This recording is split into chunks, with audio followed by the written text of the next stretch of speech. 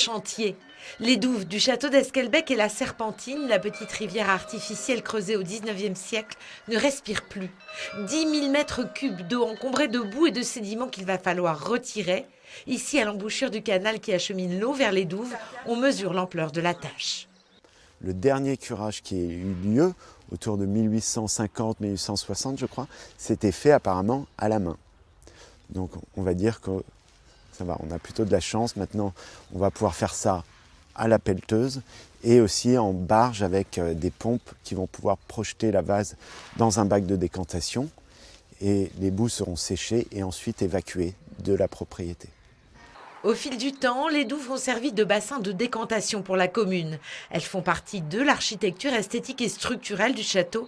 Leur restauration pose des questions multiples. C'est très complexe, il y a à la fois les berges, il faut abattre des arbres, savoir comment on va les traiter ensuite pour qu'elles se maintiennent.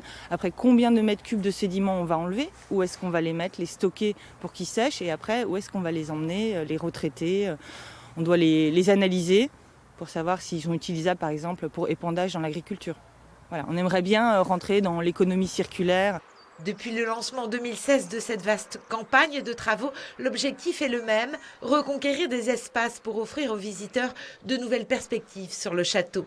Lui rendre son miroir d'eau participe de cet objectif. Ça fait vraiment partie de l'architecture du lieu d'avoir ce reflet, le reflet des nuages, le reflet du ciel, mais aussi le reflet du bâtiment principal de ce château qui se reflète dans les douves. Et pourquoi pas un jour des promenades en barque autour du château comme au 19e siècle. Pour cela, il faudra attendre 2 petites années. Le coût du chantier est estimé à 267 000 €.